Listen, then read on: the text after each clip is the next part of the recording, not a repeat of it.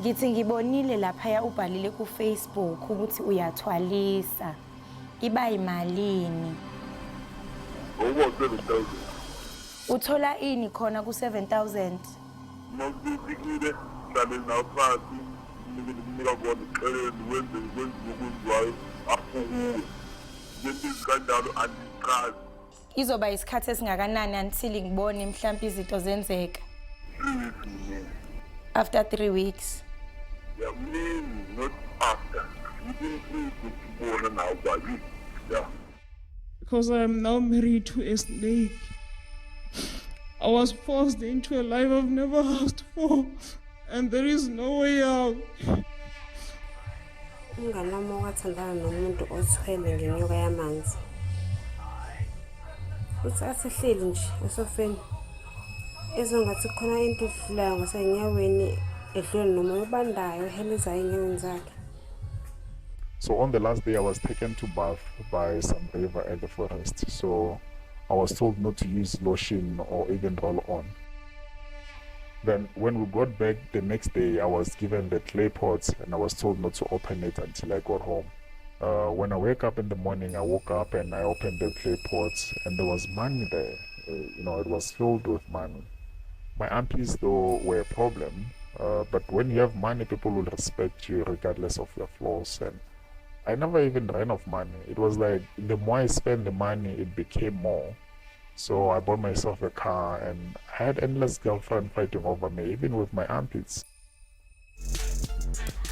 Mbugeli expression, it is no secret that we really do need money to live, to survive this thing called life. Everyone longs to be rich and wealthy at some point, but no one sees the need to be patient and work hard for their accomplishments, hence taking the quickest way to have money, which is Sibona into Ukuthwala. As we celebrate Heritage Month, we look at indlela ezimnyama abenza ngazo. Ndimlo unonkanyezi kalubisi. Happy Heritage Month.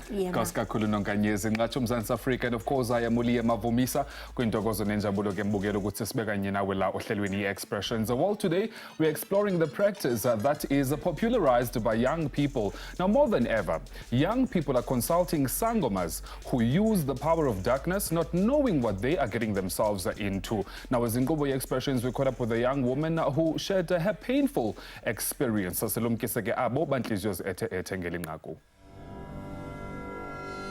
Hey, into eyenzekayo apha khona ndagula kuthiwa ndiphethwe idlozi. So ke ndaya ke ku Alexander apha eAlexander. Ungena kwakho unyathela kwakho nje emabaleni wala ndawo wesasigodlo sala mama. Ubuya nento isilwane sizokuphinde sikubuyisele pha. Ndaxelelwa ke loo nto ndingayivayo kwabe sekusithiwa idlozi elindiphetheyo lidlozi lakulo mama ekufuneka ndiyolithwasisa, and bona bangandithwasisa. Kwalaa mini ke babefuna ukuthi ndishiyeke kwaphaa, ndathi ke makandikwazi funeka ndiyothetha nefemeli yam. But no, ifemeli it's the last people ongabazisa ngeendaba zakho zokuthwasa. Ndabuya ke ndeza apha endlini, ndafika ke ndathetha nabantwana. Abantwana baye besitsho ukuthi mama, are you sure esidiniwe ngaba bantu beloko besixoxela intontontonton? Ndathi I'm sure. Ndabuya ndiphaphazela ndingazi ukuthi nam ndiphaphaziswa yintoni. Yawesa indima ngoku kunobana bendiyile phayana. Ekubuyeni kwam ndawesa. Hayi ndafika ke khona ke kwathiwa hayi ke funeka uzongena ephehlweni. Ndangxama ukuyongena, ndazama imali. Ndathengisa zinto, ndakhupha ama-investment wami awokugqibela ndawakhupha. Ndayongena ephehlweni. So wabhatala malini for i-process? bathi kaloku imali ekufuneka ndiyibhatale ngoba ndinamadlozi amayi-4 ingathi bathi funeka ndikhuphe 40,000. So ndashiya ke ngoku imali engange-24,000 including ii-beads ezindandizithengile, izinto endandizithengile. Ilist eyayishota nje yayilist yento zokutya, uyabona. So usaqonda usenesikweleti? Phaa kubo ndafika okokuqala, iveki yokuqala ndaphupha ingathi like kukho inyoka enkulu, uyabo, ihambela phaa le nyoka, uyabona. Ingathi mna ndiyahamba apha ecang'kwayo kwayo ndizama ukuthi ndihambe nayo, uyabona. So but andide ndifike, iyandishiya, uyabona. Ndahlala ke ndilapha kweli phehlo, ukutya kuthengwa ndim, ndiyantshontshelwa kwalapha. Noba ndithenga i-airtime andiyifumani, nabantwana bakhona uyabathuma into xa bebuya ababuyi nayo. Nje kuyinto uba ndiphekile yonke ukutya sekuyatyiwa, mna ndisenanto yokutya. Xa ndithi ndiyasondela xa benza imithi andikwazi ukwenza imithi, mna andikwazi ugaya. Bathi hayi wena awufuneki la, hamba oma le. Ndahlala i-6 months phaa. Kuloo 6 months ke yiloo ntsokolo ke ndinyuka ndisihla. Sometimes ndithi bandithumela ukuthi ndize la endlini ngama-weekend. Xa ndifikileyo apha endlini ngama-weekend ndiyagula, umntana ndijongwa ngumntanam, ilasbhoni yam, uyabona. Ndilale phantsi, andikwazi ulala ekamireni, ndoyika, ndihleli nje ndiyoyika. Ngathi kunento endihamba nayo, ndiyayiva futhi apha iziyababa apha emqolo, uyayiva xa uhambayo, uyayiva into emdaka xa ikhona. Nasebusuku kukho into emane ifika kuthi sonke njengoba silele apha, futhi besibabini phaa amathwasane phaa. Kukho into emane ifika lana apha ezingubeni nje, uyabona. Xa ifikileyo ke ndizawuphuma ke mna ke ndihambe ndiyoziphehlela phaa, uyabona, ibhekile yam. Kukho into emane ifika kaloku ebusuku, imane uve nje into engathi iyakrweca ebusuku xa uleleyo phayana. Ikwenzani? Sentsho iyafika nje bengathi iyakrweca. Ibe ngathi ifuna ukubamba. Sometimes uve noba mhlawumbi uyaphakama uyochama, uve ingathi kukhona nantsi into ifuna ukubamba, iinwele zithi hla. Uve nje ukuthi kukhona into ezandibamba ngoku, ikhona nantsi iyandibamba. Uyabona, uzoze uphakame kwelo bhakethi ungagqibanga nochama, ubuyele ezingubeni, uthi xa ungena ezingubeni nantsi ikrweca nje ikuthi. Yho, Uyabo. so lilonke uthi zange uthwasiswe, wathwaliswa? Kutsho ukuthi kaloku ngoba kaloku andinayo endaweni yakho uthi ndizowuthwasa kanti uzondinikeza otikoloshe, uyabo. Sendiyagula ke ngoku, ndiyinto ehlanyayo, sendiyagxothwa. Wafika kumntana ezondilanda, xa efika kumntana ezondilanda nantsi into apha khona la elantukeni. Ndayibona ime apha into yakhona, ibhabha. Ndathi ufile wena, ayikho nto uzandenza yona, ndizokubulala ngezizam izandla, ndikubulale okwesibini uba ngaba ukafi. Ndiyiva yandikrwitsha phaa ngasemnyango, yandikrwitsha into, yandikrwitsha. Ndachama, kwaphuma umchamo lothi tsiphu. Indikrwitsha into, ndihleli apha, ihleli apha esifubeni, ndingaba ngathi ndithi. Ndasizwa ngomnye umfana wayezothatha iinto zakhe, ii-herbs zakhe apha endlini. Lo mfana wafika wabhaza and wandinceda ngokuthi anganikezeli ukubhaza. Kwabakho into xa bayothuka yothuswa yilaa bhaza. Ndaphakama, ndithe uphakama kwam ndavele ndawubamba umnyango so ndavula, ndaphuma. Iyava and uyayibona, mna bendiyibona. So ibiyinto esabusim card? Le nto? Ewe, xa uzothi ubuyibona yinto ingathi sismoke into yakhona, ingathi uyabona ithuthu, ismoke kasibunjiweyo. Ibingathi sismoke into yakhona. Xa ndiphakathi kwabantu iyandiyeka. Once ndaba ndedwa, ithi apha isidudu. Le mini imkayo kwakunjani, kwemka iphahla apho kule room ndandilala kuyo phaa. Kwemka iphahla kwazomunye umoya obomvu krwe. Wafika wathatha irufu umoya wakhona, yemka irufu. Yo. nokuthi mhlawumbe umuntu uma yoconsulta njengawe uthola ukuthi uye waba nele experience.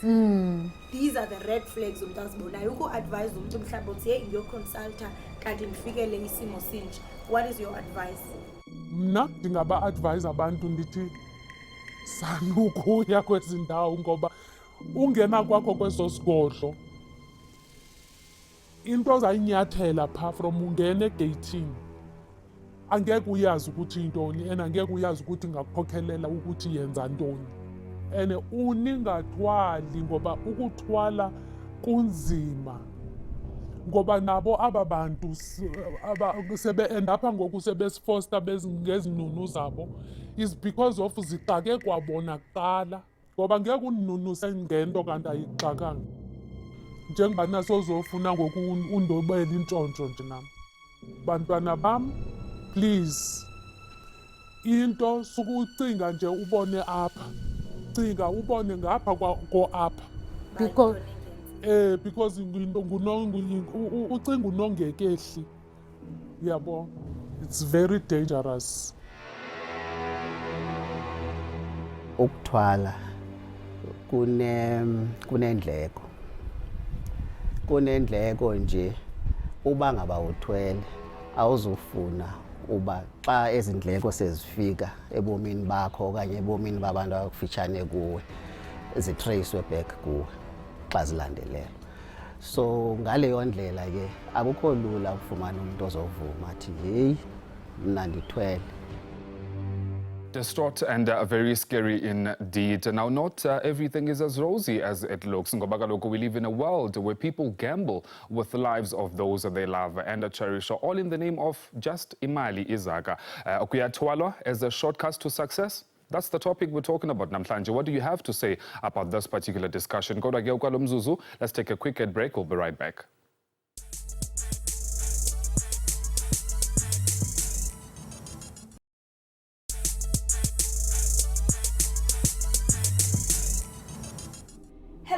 Expressions right about now. Listen, I'm here to win and I'm coming for everything they thought I couldn't have, and I'm willing to risk it all as long as ichelete ikona. We are joined by the femininity coach Didi Mine. Hello, ndiyabulela Kholisa ngondibiza bethunana. For someone who doesn't know uDidi Mine, mhlambe ubona nje videos, can you just tell us a bit about yourself and the lifestyle that you live? How were you introduced to this lifestyle?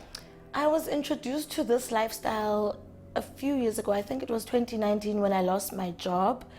And at the time when I lost my job, I was dating a guy. He was a very simple guy. He was earning around 6,000 a month. He didn't have a lot of money.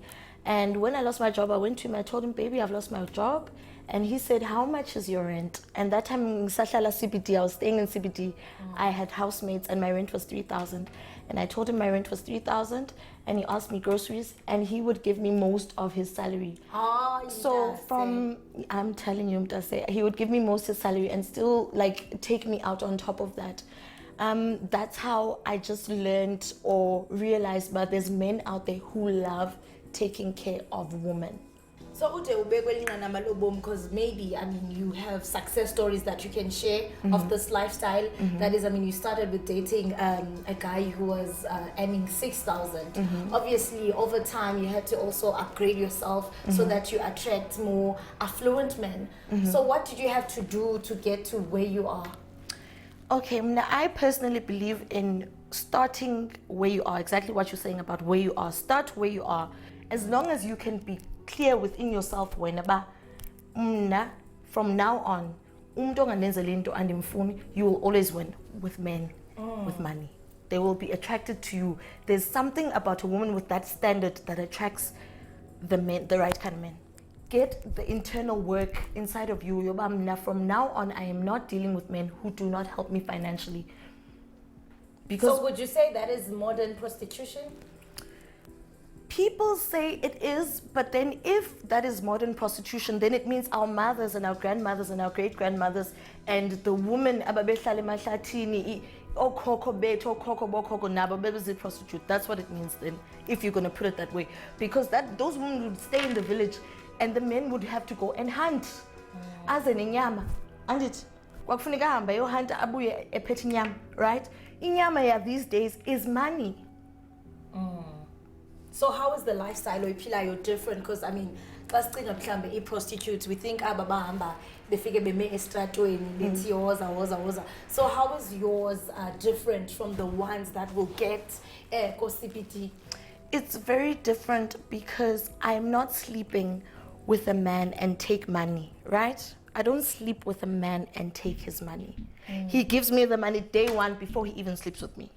Njani ngoku? Kakuhle kaloku. Uvele nje akuthi fa. He needs to give me money from day one, and also I'm not going to sleep with him, take his money and move on to another one. We are going to date now. You're going to continue. Until? Whereas a prostitute, you sleep with her, you take her money, she takes the money and she goes to another one. Tina, we date these people. Some even marry these people. So it's a relationship. Right now? How many are you dating? Right now, I have a main person and I see people on the side. I have a few people that I see on the side. I can say 2-3 people that I'm seeing on the side. And usajongile okanye I mean and Diego Jong, I'll never stop looking. Even when I'm married, I'll still look. I'll look even when I'm married.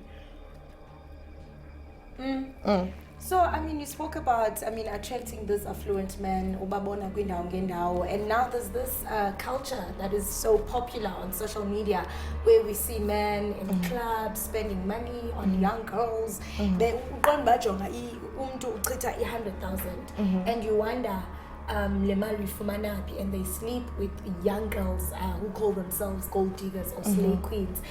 I mean, so in these transactional relationships where you are given money, I mean, kwezinto zokuba mhlambe kuthiwa kuyathwala, don't you have fears oba hey lo muntu mhlambe uzawulala nami okanye uthwele?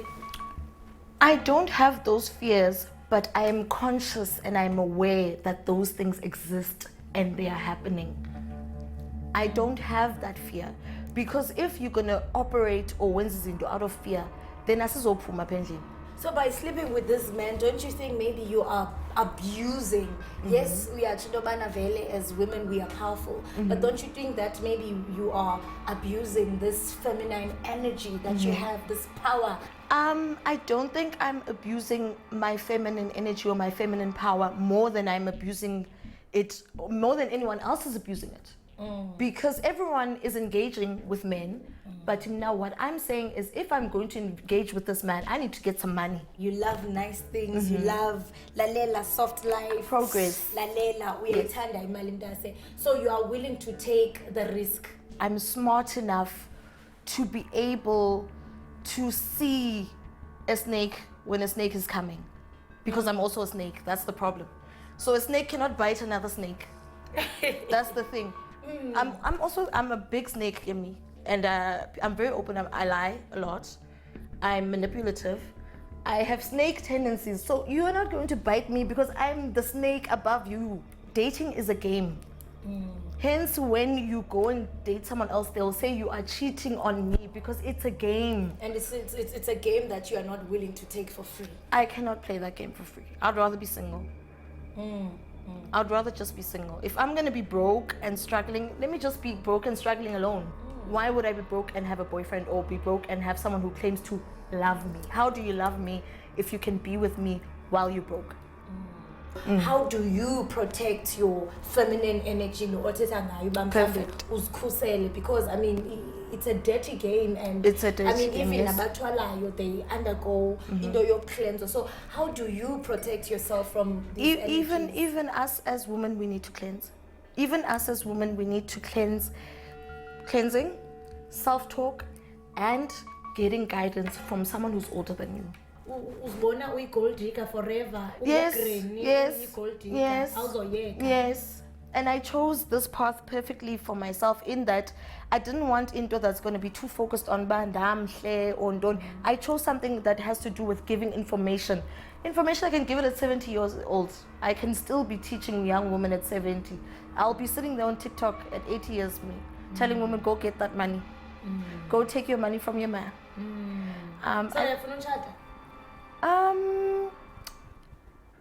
If he's rich, yeah.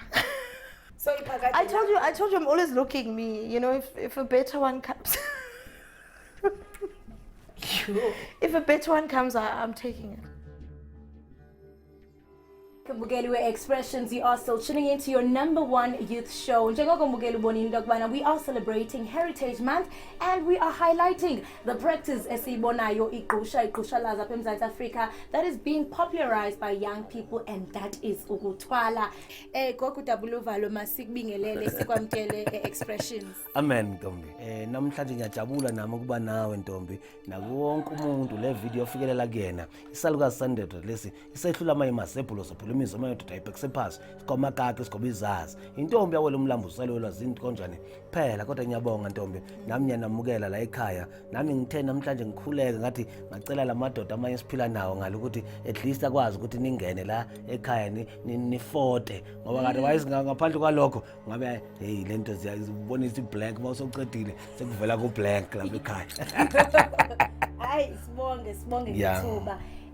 Gogo Dabuluvalo siyabona la sithetha ngokuthwala. Yeah. Because manje mhlambe akusafani nakudala apho into efihlakeleyo. Yeah. Apho kuthiwa hey uthetha ngantoni uthetha ngokuthwala. Siyabona ko social media abantu bayasho all over. Fashion nabantu abatsha siyababona. Kasixelele wena bana udibana njani nento yokuthwala. Masikhuluma ngokuthwala sikhuluma ngesinye isihloko ungizwe kahle umameli lapha ekhaya. Masithinta lesihloko lesokuthwala sikhuluma ngento ejule kakhulu. Ukuthwala ngomlapho wendabuko ngiyisangoma ngomthandazeli ngiyinyanga ngigedla mina. Ngiya yonke into ayikho imithi engayiphathi. Masikhuluma ngokuthwala ukukhumbule manje umhlaba sowutshintshile sithando sami. Wonke umuntu ufuna imali. Nawe lapha emameli ekhaya ufuna imali. Mhlawumbe unebusiness. So mina la ngingena khona ngingena ngokuthi ngikunike impande ngokunike lento ithwalo ziningi kuhlukahlukene kakhulu. Khona umunye umuntu uzothwala ngesipoki, uzothwala ngotikoloshi, uzothwala ngomantindane, uzothwala ngemkhovu.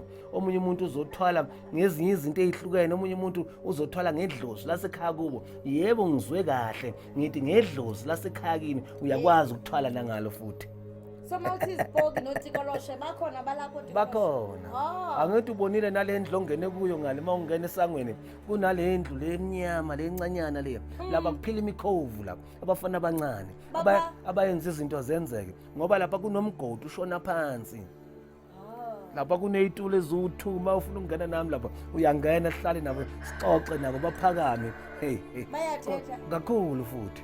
Kodwa ivumba lakhona linzima kakhulu. Ngeke uphinde ukhohle empilweni yakho. Noma uyibonile lento ngeke uphinde uyikhohle empilweni yakho. Kodwa mina ngisebenzisela ukuthi ngikwazi ukusiza abantu noma umuntu atshontshelwe imoto noma agqikeziwe ekhaya ngiyakwazi ukubakhipha bayilanda within 8 hours. Bafitshane imixture yomuntu yabona imfene so yangistoka wena. Uthetha ngokuthi ngabantu bafitshane like into enjani mhlawumbe ubabona ngeso lenyama okanye singadeviate ku topic kodwa nje ngizokuphendula lezi zinto lezi yilwane inunu imixture yomuntu umuntu oyimfene umtholi lento igcela uboya igcoka impahla igcoka inudo inenkani yashaya futhi yakontrolana ayifani notikoloshi. So zihlala zikhona okanye zihlala lapha ngithi ziyasebenza. Amen.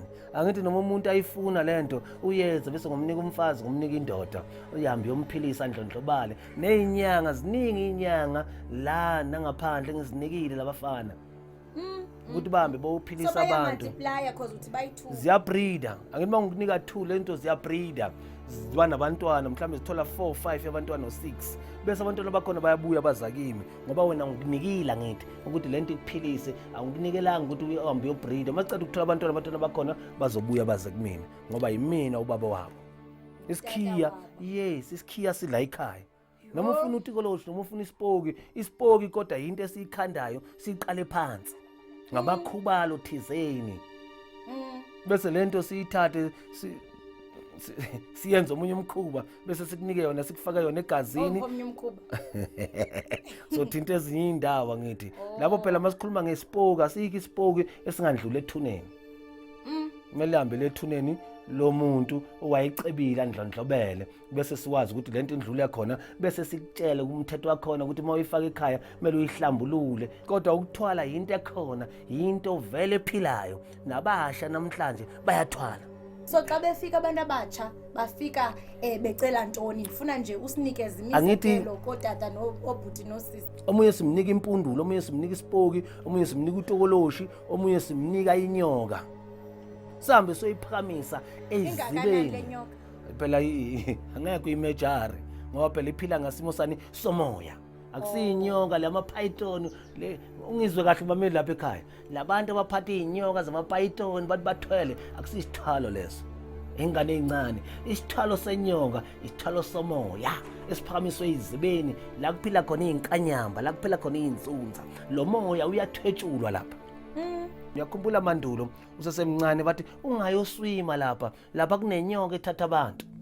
Thina yila siyakhona sothatha lo moya loya waloyo nyoka sithatha amandla wayo ngoba bese le nyoka izophila kuphi phakathi kwegona kona lento esibiza isigubhu igona le yabona le yama potato yani yonke amakhubela siwafaka phakathi lapha bese sihamba soyenza umkhuba lapha ebusuku lento siyishiye lapha noma insuku ezithizeni bese sihamba soyivusa siyiphakamise bese sigcabe ngayo la khona lapha yana bese sikufake phakathi lapha igazi lakho lisavusela ngaphandle noma sisingakagcabi noma sibuye futhi sigcabe la ekhaya kuyafana bese lento lesithwebula yini amandla wayo baningi abantu engibanikile lento baningi abantu engibathwa abafundisi ama-politician ama-musician abosomabhizinisi baningi engibathwalisile bayaphila ngazo lezi zinto lezi.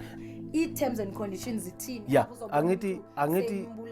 angithi lapho kuya ngokuthi uthathe siphi isigaba sesithwalo sesiphi esibulalayo i-contract kunesithwalo se-contract kunesithwalo sabotikoloshi kunesithwalo somkhovu lezi zinto lezi zithanda i-attention. So lezi zinto lezo uyenza isivumelwano naso utikoloshi ukuthi ndoda mina ngikulandela ukuthi la ekhaya uzongifakela imali in return mina ngizokudlisa kodwa wazi ukuthi utikoloshi uthanda ucansi bese uzokutshela ukuthi thina ngifuna uhambe eklapini la kumnandi khona la kugcwala khona le ingane ezibiza ama-slay queen bese uthola umuntu akuthengela utshwala be-100,000 bese akuthatha kusekhaya bese angalali nawe ilento yakhe ezolala nawe ngoba ifuna yini iphila ngenhlanhla yakho.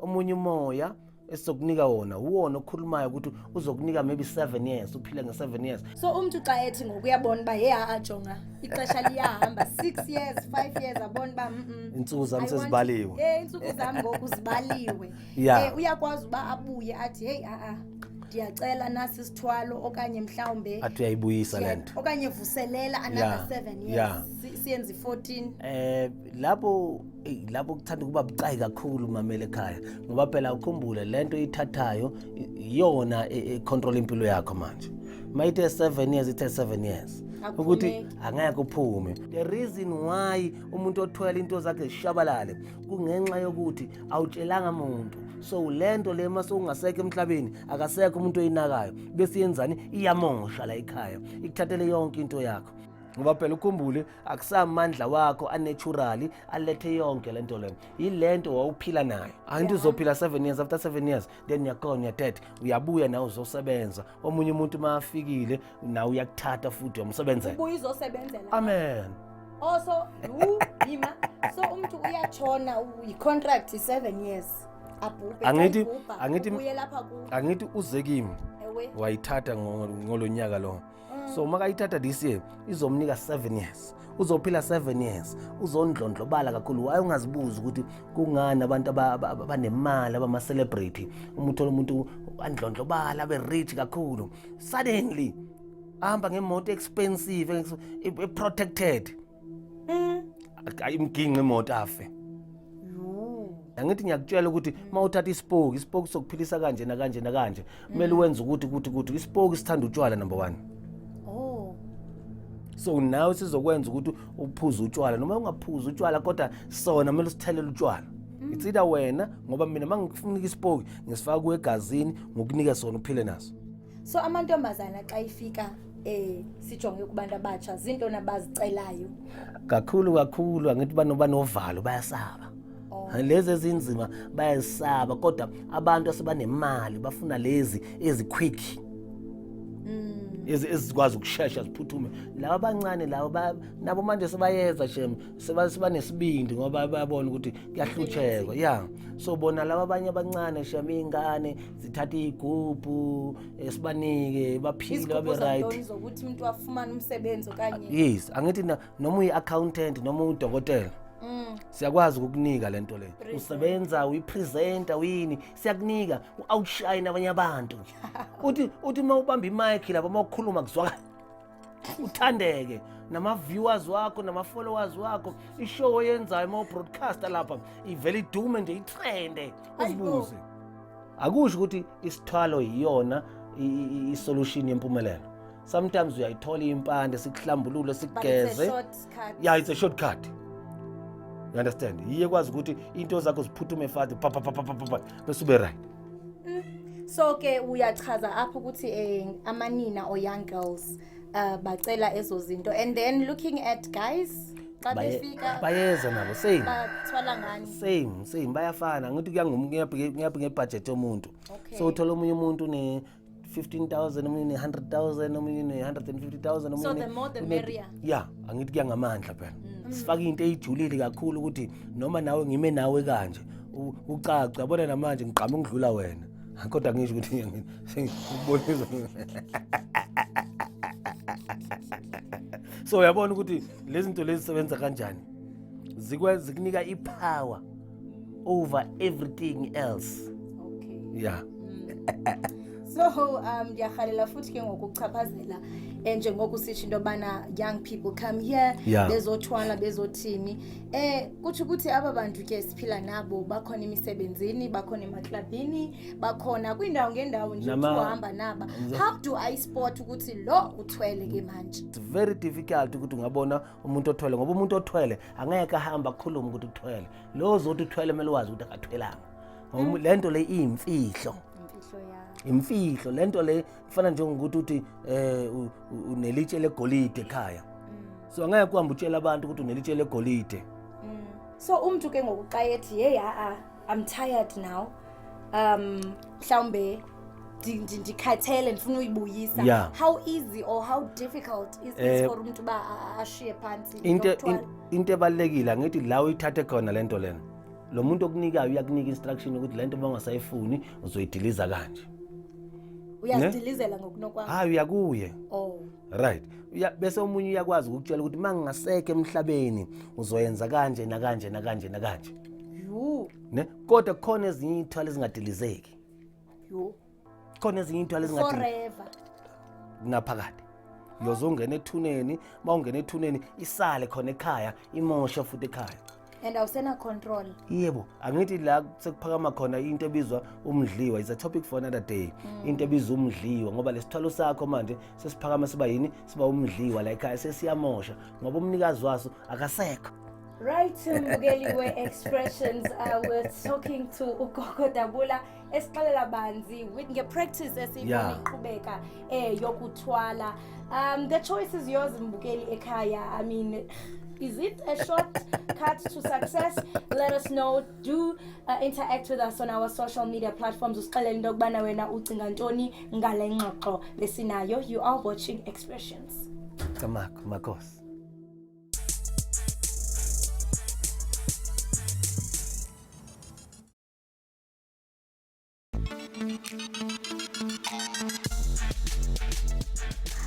Welcome back. You are still tuning into your #1 youth show, E-Expressions, and today we are talking about Ukuthwala, one of the most dangerous practices in the African heritage. I mean, we see young people indulging in these practices as a shortcut to success.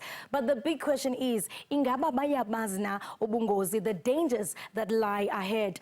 Imboni Ozwilezwe unpacks it for us. Masibambela sibini tata si-Expressions. Ngokuhlala njalo usiphefumulela singabantwana silulutsha. We see comments of young people saying ndiyafuna ukuthwala. Just to give us a brief background on what ukuthwala is. Yes, masibonge sibingelele naki-viewers akho sibonge ne-show sifuna i-show ezi-educatayo, especially on the African indigenous spiritual sector. Within the African indigenous sector kukho right and wrong, kukho light and darkness, ngifuna le ibe clear. Therefore it means not all is right in the African indigenous sector. Now uma sikhuluma ngokuthwala no asiqathanise nokuthwasa. Yini ukuthwasa? Igama lethu ukuthwasa. Ukuthwasa in simple terms meaning entering into the light. Ukuthwasa it means ungena ekukhanyeni. Uhlelwe amadlozi noma idalwa zakini. Very important. Idalwa zakini ezikundlulisela isipho. Ukuthwala you are going to carry something that is foreign. I-foreign lento kini. Yikho ukuthwala awuthwasi amadlozi. Awuthwali amadlozi akini. Uthwala amadlozi onoma imimoya ngoba ekuthwaleni kukhona amadlozi, kukhona ilwane. There are many sorts of spirits involved ekuthwaleni. But all these spirits including amadlozi akuse amadlozi akini. Tata sicela nje usichazisele ukuthi looking at the high rate of unemployment, because if mhlambe uzoba nengxoxo nabantu abathwele umuntu uzothi ndikhathele mina kuhlupheka. So we have that mindset of young people that are so brave to say I can do anything for money. Ingaba tata ukuthwala, is it wrong? Umuntu xa ezathi no ndizithwalisela ukuthi mhlambe ndakha amashishini lami ndifuna likhule ndifuna ukuthini, is it wrong? Oqala ke youth babekhuluma kanjalo is because abana knowledge. But today we see abantu bathwalise, you find them on Facebook and everywhere fashion. Today awutshelwa ngisho iqiniso. Uyabona kuba ngathi nje no umoya uright wona uzokucebisa. People bakhala ngepoverty nani. Ma umuntu so uyazalwa unento esithi idalwa. That is amadlozi nezithunywa zakini. Kunenhlanhla zakini owadalwa nazo. Every human being. Angikhulumi ngomuntu onesipho osebenza abantu. Izipho zethu differ. They are not all spiritual gifts esebenza abantu. Sonke sadalwa nenhlanhla zethu. Now umuntu ufana nami sebenza ngomoya mina. Kubekho umuntu osebenza ngedlozi. Abantu abasiza abantu ki-African spirituality. Umsebenzi wabo is to assist you ngezithunywa zabo noma ngedlozi labo, and to assist wena izithunywa zakho namadlozi akho.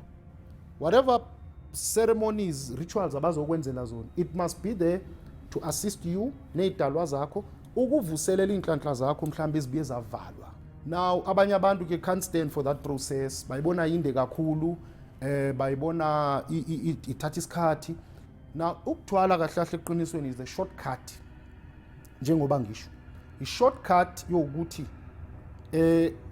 ngiya-understand mhlawumbe nginazo lezo inhlanhla okunani zithatha kade or azikho enough or whatever, i-extension. Sengifuna ke manje something engekho kimi. So obviously in the external nento eyi-shortcut inama consequences. Just nje tata usithele nje thuphe with some of the cases oye wahlangabezana nazo, and mhlambe xa ubagubhulula ababantu mhlambe bethetha nawe bathi what are some of the reasons that led them uba bakanti bayathwala? Ziningi cases. For years I've dealt with a woman wathwala khona lesi sithwalo sakhona bakufaka erumini kube ngathi ukhuluma nogogo abaki amadlozi akini, you know, akulethela imali and whatever the case. Then after that is like they enslave you. Kumele lokhu uthola imali uma nobakhokhela bakuthi ayikho enough, but le mali le ayizifinyelele kuwena. Now here's the thing about isithwalo. Esikhathini esiningi siyosebenza for some time, but kuyohamba khambe uthola ukuthi siyakuphendukela lo moya uyakuphendukela. Reason maybe ufuna izinto wena nawo ongasakhona ukuthi umnikeze zona. Like abanye abantu ke mhlambi umoya usufuna ubulale la ifamily ngoba ufuna lo moya lo walo muntu lo, you know, azojoina ngoba isithwalo especially esedluzi thola ukuthi lo muntu ngoba uyasetshenziswa ukhathele manje sekafuna omunye ukubona omunye ifamily ngathi une characteristics ezi right, asethi cha bulala lo akhona ukuthi azongijoina spiritually speaking, sisebenze sonke yabo. Thola ukuthi umuntu akasakwazi ukumeet ezi demands zalesi sithwalo. Siyakuphendukela ke isithwalo makunjalo, siyakuphendukela ngoba phela it's like siyakuforce kumele wenze lento phela. Those are the consequences that I've came across abantu. I've come across ngamsiza lwenyoka sayikhipha inyoka waba free into yakhe ba right. I've dealt abanye bathwele umuntu ahlanye uthola ukuthi impela uyahlanya omunye uyashona sebefuna ukumbulala naye kusho ukuthi manje sebefuna ukuthwala ngaye lo owamthwalisa noma la walanda khona isithwalo sekagcina naye ufuna ukumbulala nanaye athwale ngaye ngoba phela imimoya le emani ithathwa kuthwalwe ngayo. But ke these are dangerous things and sometimes it can happen ukuthi umuntu angasizakali, you know, and isithwalo ke siwubulala umusa. Ngenze example esemali kakhulu thola ukuthi uma kungasahambi kahle esithwalweni, instead of sikufakela imali sithatha imali endlini sithatha inhlanhla. That's why most yabantu abakhe bathwala ngemali la sekumoshakale khona, they will be the poorest of the poorest.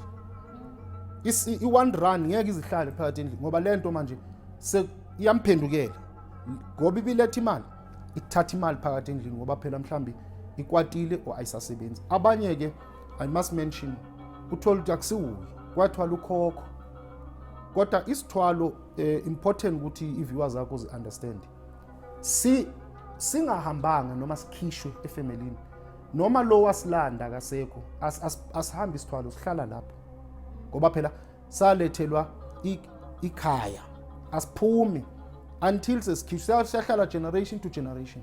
Uthola ukuthi my generation entsha iyahlupheka ihlushwa ngoba ukhona ekhayeni wayolanda isithwalo. So iyabona i-consequences zalento ukuthi ungayenza wena njengoba ushizi lo queen unga-understand ukuthi uyakhula umuntu, you leave children, grandchildren. Thola ukuthi awusekho emhlabeni lesi sithwalo wawunaso sisele efamilini sihluphekisa abantwana bakho. These young people especially laba ekuthiwa ama-slay queen asibahlukanise kabili. Okokuqala abanye bathwala bona straight for lento yabo yokuthi bakwazi u-attract amadoda. Kube khona ke labo abangathwele bona but ba-involved namadoda athwele. Kungenzeka ukuthi njengoba elala nalomuntu ngishilo ngathi wama nezidalwa zakubo idalwa zale ntombazana hlehle kuye, uyabona kakhulukazi uma uthola ukuthi abantu bakini bahlambulukile usuhambile ke manje uthola 100,000 ile imali zabo 50,000 kodwa wena ezakhe idalwa sekho nawe umuntu usu exposed idalwa zakini azikho. Thola ukuthi umuntu ilife yakhe emosheka athi makehlola oya kumuntu obonayo athi wena idalwa zakini asakubhekanga sekahlelwa zi-accident uhlelwa nazo inkinga uhlelwa nani. Thola ukuthi le moya le ekuye njengoba ebhizelala nalamantombazana kungoba iyantshontsha le moya ithatha le inhlanhla zale ntombazana. Thola ukuthi wena ithathile inhlanhla zakho awusena inhlanhla yena lo muntu uyaphumelela ngeenhlanhla zakini nezidalwa zakini. Okugcina ke njengoba ulele isithatha le idalwa zakini idalwa zakini sebenzisa i-language common being now held hostage by le mimoya yalo muntu. So when uhambile is like udayise ngezidalwa zakini uthi uma uhamba kuhlola kuthiwa wena idalwa zakini zahamba nomuntu awuleli naye nani kanti le idalwa sezasetshenziswa manje kulo muntu lowo. So ngubani usegunyeni lokuba mhlawumbe angahlambululwa ageze iqandisa ngegunya tata igunya lomoya ekumele ukuthi uyamhlambulula lo muntu uyamgeza ubuyele esimeni sakhe. I-religion ayikwazi ukukusiza ngezithwalo because i-religion ideally nento zomoya ngifuna nje sibe clear lapho so angeke kusizakala. Uma kuzwa la kabantu bomoya of course hlukaniswa isithunywa nedlozi. Idlozi ke indaba umuntu ongakusiza kumele abe nedlozi elikhulu, uyabona is like human hierarchy depend ukuthi ngibani ostrong. Ngibonile abantu abazakimi abasebehambe inyanga eziningi ezinye zazo imosters ezishonile ngoba kunethwala ezinzima. Thola ukuthi inyanga yefuna ukhipha isithwala ishona. Abanye inyanga ile iquleke ithi msiquleke ibaleke ngoba isho ukuthi yeye kunzima lapha ngisakhona kwenza kudalwa yini lokho kudalwa nje amadlozi akhe awanawo lo mandla lawo, uyabona. Kube khona ke abantu bomoya ke sidilana nezithunywa kune hierarchy. So khona ke izangoma ezinamadlozi amakhulu ziyakwazi ukukusiza, sometimes they are limited. Kube khona abantu bomoya abanezithunywa kudepend ukuthi singakanani bakwazi ukukusiza. Ngifuna uqonda tata xa umuntu esithi ngoku sendonele ndikhathele kuye kwenziwe ntoni xa ifuna mhlawumbe ukuhlanjululwa and kulula kanjani uba abuyele esimeni sakhe. Funa umuntu one-proven track record yokusiza abantu ongathwele. Wokuqala funeka isithwalo sikhishwe. Okwesibili kumele kwenziwe inhlambuluko yeqiniso, uhlanjululwe kulento sihambe isithwalo. Umeke sure ukuthi sihambile. Angathi umuntu isithwalo sihambile singahambanga. Sikhona indlela zokuprova ukuthi sihambile isithwalo impela. Isithwalo, by the way, it's really one of those covenants enomnyango owodwa ekuthiwa ungenile. Yeah, abanye abantu abathwalisayo hayi mawukhathele sibuyise. Ngifuna ukukutshela nje neviewers zakho ukuthi abangakhohliswa abantu. Isithwalo it's ungenile isithwalo. Yabo lento ukuthi isithwalo umsukhathele nje uvela usibuyisele. Hayi ngiyakutshela mina isithwalo sibuyisele. Umnyango wesithwalo uyi1 ukungena and awuphumi. Le moya ayizokwenzela lento ikwenzelena for 6 months 1 year mawuqeda uyishiye. Isithwalo dlozi isilwane uyithathile eyakho. You understand ngithini? Funeka uyinakakele. Yikho ngithi iqiniso lifa. Ayikho into yokuthwala ubuyise. Ayibuyiswa. Isithola ikhaya. Eyakho manje lento. You must give it its home and take care of it. Now when 6 months 1 year mawuqeda ufuna ukuphinde uyidampa. No, ayihambi kanjalo. That is why most yabantu engithi abakhe bathwala and when they gave up, noma uthole le nto isasekhona ayisamnikeza ubaba sazwana yahlupheka. So there's no such thing as a short term thwala, quick back uyidampa edampa. It's forever. Ukuxhobisa ababukeli bethu, young people to be specific data, when they go to these places bethi bayoconsultela impilo zabo, what are the red flags? Uma ephiwa imithi or kune ritual azomenza, kumele ambuze ukuthi eyani le ritual amenzayo. Yayibona, uyangeza njengobusho asambe semathuneni uyokwenza emathuneni. Khona ukuthi ziconscientize umuntu ukuthi in spirituality certain things are done here and certain things are not done here. But above all, umuntu akabuze each and every process. Mawenziwa umuntu akangathi mayisangoma nobomoya enza into avelathi siyenziwa okakenziwa kudala. Because if lo muntu unedlozi akenzi into ngoba ebone kusisangoma, wenza ngoba utshelwa idlozi lakhe. Uma umuntu omoya akenzi ngoba ebona abanye bomoya benza, wenza ngoba yena esakhe isithunywa sithi akenza. Therefore kumele ayazi lento. Maka kusebenza nakutshela ukuthi ngikupha amanzi for what. Angathi kuyenziwa. I-red flags umuntu ongakwazi uexplainer aone lento akwenzayo. Uze ukuthi explanation ayikho. Red flags suka kumuntu onjalo. Either akasele lento athiwa yiyo or noma sekafaka ezinye izinto kulo msebenzi awenza. How is this practice demeaning or maybe bringing confusion to young people? Fumanisa umuntu no uyahalela ukwazi, but because there's just so much on social media, this, that, how is it demeaning this sacred practice, African spirituality as a whole? Angiqale ngiphendule indaba yokuthi safe and not safe way yokuthwala very quickly. Listen, umuntu uyohlala ikhulumela into yakhe. So nabanye ke batshelwa kanjalo na ukuthwala. Now uya lapho ekutheni African indigenous spirituality differs from a religion. You see, a religion always says that within this religion there's light. You see? And then anything negative it blamed on a foreign entity. Satana, and I say party, because it's something that was created by humans, and that's why humans could be able to masterish that party. African indigenous spirituality, it's spirituality esadalwa naso, and therefore in African indigenous spirituality we are clear the two exist, light and darkness. Wena okhethayo, there are entities ezisebenzela ubumnyama, the negative side, entities ezisebenzela ukhanya, the positive side. If you're not a spiritual person, usebumnyameni, You are not going to spot nothing because it's a spiritual sense ekumele ube nayo. Not judging abantu, but it's a spiritual sense ekumele ube nayo. As a through being spiritually enlightened, ney'dalwa zakho who are spiritually enlightened, abakhonayo ukuguide through dreams.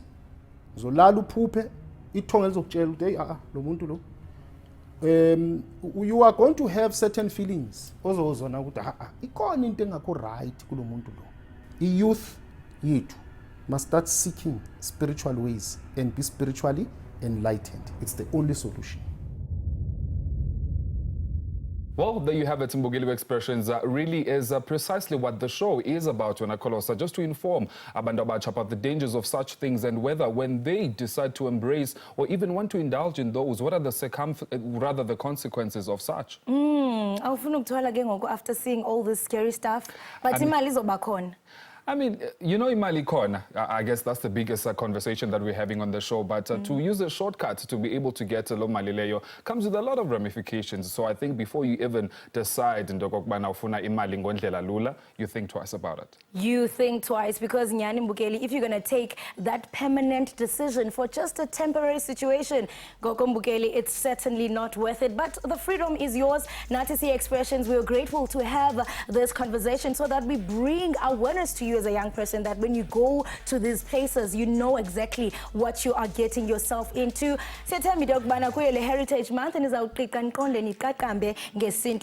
embrace all the positive that comes with our heritage. Dingo Mavomisa. Spy.